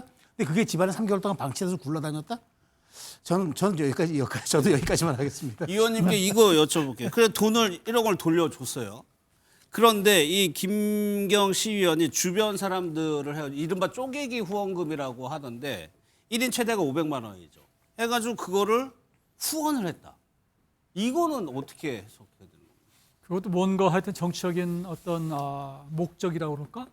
그게 있었다고 봐야죠. 근데 조금 전에 이제 선물을 받고 3개월 동안 방치했다 그러는데 그때 하얏트에서 처음 만났었을 때 받으면서 그랬다는 거 아니에요. 뭐 이런 걸 다. 그렇게 진술했죠. 그런 내용을 알고 있었던 거고 일반적으로 선물을 받으면 이게 도대체 무슨 선물을 했나? 이게 뭐 롤케이크인가? 아니면 무슨 뭐 화장품인가? 집에 가자마자 이렇게 뜯어보잖아요. 그게 사람의 심리인데 이해가 안 된다는 것이고. 근데 그 이후에 저는 좀 이해가 좀 안 되는 것이 뭐냐면 왜 1억 원을 갑자기 돌려줬을까? 돌려준 게 맞나? 더 나가서? 이런 생각이 자꾸 들어요. 근데 녹취록 김병기 의원하고의 녹취록을 보면 당장 돌려주라고 했던 거 아닙니까? 그렇죠. 그럼 한동안 갖고 있다가 나중에 돌려준 그 가을에 돌려준 것은 왜 돌려줬나? 그러니까 뭔가 그 당시에도 뭔가 자칫하면 이게 문제가 될 수 있다고 하는 것이 있었을 거라고 저는 생각해요. 그러니까 아마 강선우 의원은 부랴부랴 돌려줬고, 근데 김경시 의원은 당시에 그 강서구청장의 보궐선거가 이제 예정돼 있었단 말이에요. 그러니까 이분이 꿈이 크기 때문에 강서구청장을 노리고 있었고, 그러니까 뭔가 관계가 이거 깨지면 안 되니까 이렇게라도 쪼개기 후원해서 했던 것 같은 그런 생각이 들거든요. 근데 나중에 어떤 보도를 보니까 그래도 관계 개선이 안 되니까 강서구에 국회의원 여러 명 있잖아요. 예. 다른 국회의원한테 접근했을 수도 있다, 이런 얘기도 있고. 그런 정황이 있다. 예, 그게 예. 안 되니까 나중에 이제 결국은 올해는 영등포구청장으로 돌리는 이런 게 있어서 우리가 지금 조각조각 드러난 진술만 갖고 우리가 짐작할 뿐이지 전문할 수 없지만 그 중간에 이해가 안 되는 대목, 이 부분은 수사로 틀림없이 밝혀질 겁니다. 경찰이 제대로 수사만 말씀하신 대로 한다면. 저희가 이제 편집된 정보를 가지고 판단하다 보니까 추정을 할 수밖에 없는데 그런 것들이 이제 수사로 이제 드러나야 되는 거예요. 김종필 또 하나, 그러니까 왜 이렇게 늦게 돌려줬느냐, 이것도 의문이었는데 강선우 의원 주장은 보좌관이 계속 밀어가지고 늦게 돌렸다, 이런 취지로 또 진술해요. 그러니까 이게 워낙 조각조각 사실들이 밖으로 나오기 때문에 예. 사실관계를 잘 모르겠어요. 그리고 세상 일이라는 게 뭐 예를 들면 이제 국민의힘 예를 들면 뭐합니다만 권성동 의원 같은 경우도 쇼핑백 받았는데 거기에 넥타이 있다고 얘기하는 거잖아요. 네, 그러니까 알 수가 없어요. 사실관계로 수사가 나와야지만 알 수 있는 건데 핵심은 뭐냐면 김병기 전 원내대표랑 강선우 의원이 통화했잖아요. 그리고 본인이 잘못했어요라고 얘기했지 않습니까? 살려달라고? 그러면 공천하지 말았어야 되는 거죠. 예. 그게 핵심이라고 보는 거예요. 그 이후에 벌어진 위법적인 사항은 수사 과정에서 밝혀지고 처벌을 받으면 되는 겁니다만 본인 스스로가 인지했고 그 인지했음에도 불구하고 공천이 됐다라고 하는 사실은 누가 뭐라고 하더라도 가장 잘못된 문제 중에 하나였다. 그러니까 교정할 수 있는 것들을 교정하기 못한 측면이 있는 거고요. 그러다 보니까 이 문제를 자기가 해소하기 위해서 지금 남 탓을 하는 형태들이 많이 벌어지는 거잖아요. 예를 들면 보좌관이 문제다. 뭐 김경은 또 예를 들면 강선우 의원은 또 보좌관 이렇게 맴도는 부분이어서 저는 여기까지 저희가 사실관계를 확인할 수 없기 때문에 무엇이라고 얘기할 수는 없습니다만 위법은 수사로 밝혀질 거라는 생각이 들긴 합니다만 그걸 알고도 공천이 됐다고 얘기한다면 민주당의 공천 과정에 대한 국민적 신뢰가 떨어질 수밖에 없는 측면이 있기 때문에 저는 그 부분에 대해서 민주당이 앞으로 선거 과정에 공천 과정에서 진짜 투명한 방식을 통해서 이런 일이 발생하지 않을 수 있도록 했으면 좋겠다라는 정도의 말씀을 좀 드리고 싶습니다. 알겠습니다.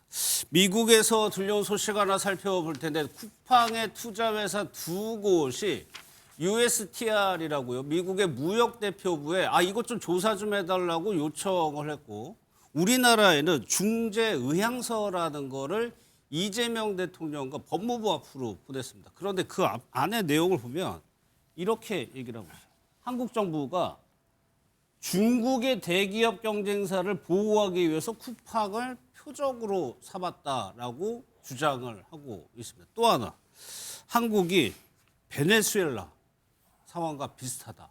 그러니까 이게 악의적으로 그것만 뽑아가지고 미국 내 여론에서 중국에 대한 반감 여론이 있고 베네수엘라에 대한 안 좋은 여론이 있으니까 그거를 가져와서 우리 정부에 빗대서 주장을 하고 있는 상황이거든요. 지난번에 이재명 대통령이 처음 미국 갔을 때 트럼프 대통령이 처음에 그런 이야기했죠. 왜 대한민국이 한국 내 기독교를 탄압하느냐. 같은 맥락입니다. 그러니까 트럼프와 연결된 정치 세력, 여기에 한국의 극우 세력들이 연대해서 잘못된 정보를 제공을 하고 미국 정부가 그 잘못된 정보를 가지고 한국을 압박하는 듯한 모습들, 쿠팡도 역시 마찬가지로 지금 미국의 어떤 우파 정치 세력과 연계를 해서 우리 정부가 마치 중국 기업을 보호하고 중국을 위해서 쿠팡을 이렇게 과잉 진압을 하거나 혹은 과잉 대응을 한다라고 지금 호도하고 있는데 이것은 국가적으로 굉장히 잘못된 일이고 지금 이제 쿠팡과 관련해서는 뭐 여러 논의들이 있지 않습니까? 쿠팡이 현재 상당히 많은 금액을 대한민국에서 벌고 세금은 미국으로 내고 또 여기에 더해서 쿠팡에 대한 노동자들에 대한 제대로 인권 문제부터 시작해서 임금 문제까지 굉장히 약하게 하는 과정 속에서 매우 쿠팡이 안 좋은 기업으로 인식돼 있는 거예요. 사실 쿠팡이 그 많은 우리 국민들에게 어떤 그 빠른 배달을 통해서 도움을 주는 것도 사실이지만 그러나 이런 잘못된 관행들이 다 무시될 수는 없는 것이거든요. 저는 쿠팡이 지금 이런 형태로 나가는 것이 국제 분쟁의 어떤 모습으로 우리 대한민국이 잘못하고 있다라고 만들어내는 것은 쿠팡 기업 입장에서도 결코 좋은 것은 아닐 거라고 생각합니다. 예. 근데 김정부 부장님, 이게 만약에 USTR 미국 무역대표부에서 실제로 조사에 착수를 하게 된다면, 아직까지 뭐 시간 40 며칠 시간이 있어요. 착수하게 된다면 이게 분쟁이 국가 간으로 좀 번질 수 있는 소지가 있는 거거든요. 그러니까 저는 이 문제가 국가 간의 분쟁으로 번지지 않도록 해야 될 측면은 분명히 있습니다만 예. 고민스러운 게 이런 작업 자체가 추정입니다만 쿠팡의 대관 업무 중에 하나가 아니었을까라는 느낌이 들 때도 있는 거예요. 4년 동안 152억 정도를 미국의 로비스트들에게 썼다라는 거 아니겠습니까? 예. 내용도 대부분 그래요. 한국과 중국의 대기업 경쟁사들을 보호하기 위해서 쿠팡을 표적성으로 삼았다. 뭐 베네수엘라, 러시아, 매우 이데올로기적인 내용들을 가지고 제기하고 있는 측면은 저는 미국에서 이런 내용들을 세세히 알아서 딱 표적을 삼아서 얘기했을까? 저는 오히려 대관 차원에서 이런 부분들을 가지고 로비를 통해서 공격하게 하는 방식을 통해서 국내에서의 제재 또는 법적인 조치를 갖다가 사전에 막으려고 하는 것이 아닌가라는 생각이 들고, 이 정도 내용으로 제가 볼 때는 한미 간에 분쟁이 발생한다고 한다면 저는 이거 동맹도 아니라는 생각이 들거든요. 이 피해 내용을 모르는 게 아닌 상황 아니겠습니까? 저는 예. 그런 의미에서 쿠팡이 잘못 판단했을 수도 있겠다 이런 생각이 들기도 합니다. 이런 부분은. 네.